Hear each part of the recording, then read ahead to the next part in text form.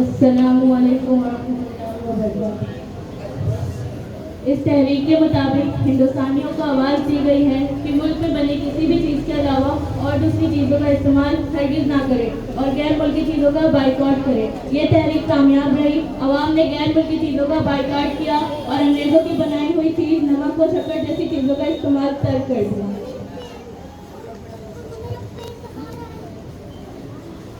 Indian national Congress ملک کی آزادی کے لیے اس تنظیم کا قیام 1885 میں امن میں آیا، جس کے پہلے صدر دھیروازی بنرجی تھے۔ اس تنظیم نے اپنے مطالبات اور احتجاج وغیرہ کے ذریعے برطانوی حکومت پر اس کی آزادی تک اپنا دباؤ برقرار رکھا۔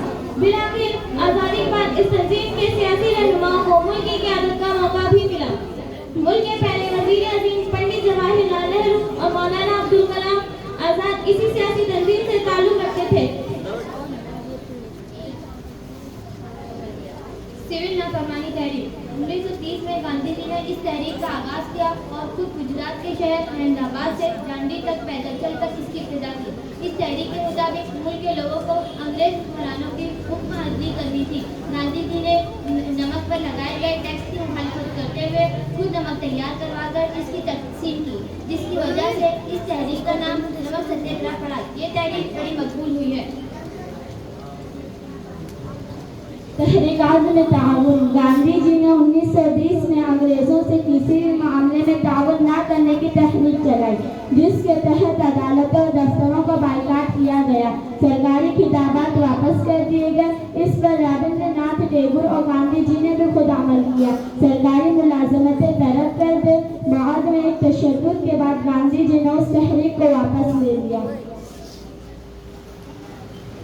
ہوم رول تحریک سوراج یا داخلی خود مختاری سے مجاہدی آزادی پنڈت موتی لال نہرو کی سربراہی میں 1916 عیسوی میں انگریزوں سے داخلی خود مختاری کا مقابلہ کرنے کے لیے ہوم رول لیگ کے نام سے ایک تحریک شروع کی گئی، جس کے تحت پورے ملک میں احتجاجات ہوئے۔ اس کو سوراج یا داخلی مختاری کا تحریک کہا جاتا ہے۔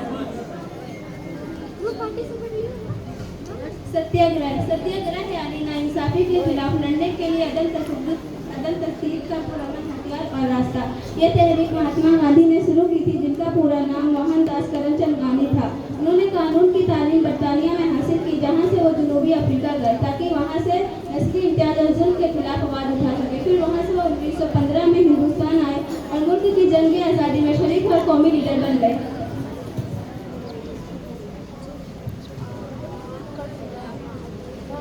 جلیان والے باغ میں قاتلین 13 اپریل 1919 میں انگریز حکومت نے ایک قانون نافذ کیا، جس کو راڈ ایکٹ کا نام دیا گیا۔ اس کے تحت پورے ملک میں حکومت کے خلاف مظاہروں پر پابندی لگا دی گئی۔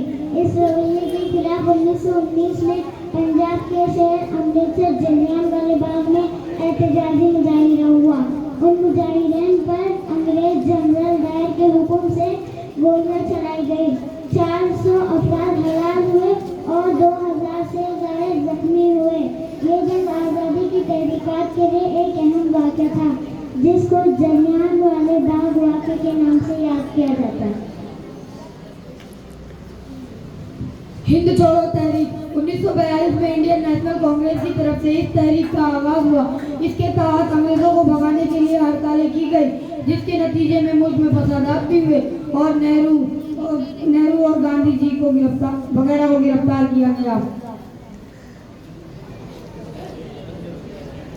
گولمیز کانفرنس 1928 میں حکومت برطانیہ نے ملک میں موجود جاری آئین کی اصلاح کے لیے سائمن کمیشن کا تقرر، جس میں کوئی ہندوستانی شامل نہیں تھا، اس کی مخالفت کرتے ہوئے سائمن کمیشن کے سربراہ ملک احمد پر اس کے خلاف عوامی مظاہرہ کیا گیا، جس کے بعد لندن میں ایک گولمیز کانفرنس 1930 میں بلائی گئی، جس میں کوئی اہم باتیں نہ ہو سکی۔ اس کے بعد اگلے سال پھر یہ کانفرنس ہوئی، جس میں مولانا محمد علی جواہر اور گاندھی جی وغیرہ نے شرکت کی اور ایک معاہدہ تھا قیدیوں کی رہائی کے بدلے سول نافرمانی کی تحریک ترک کر دی ہے۔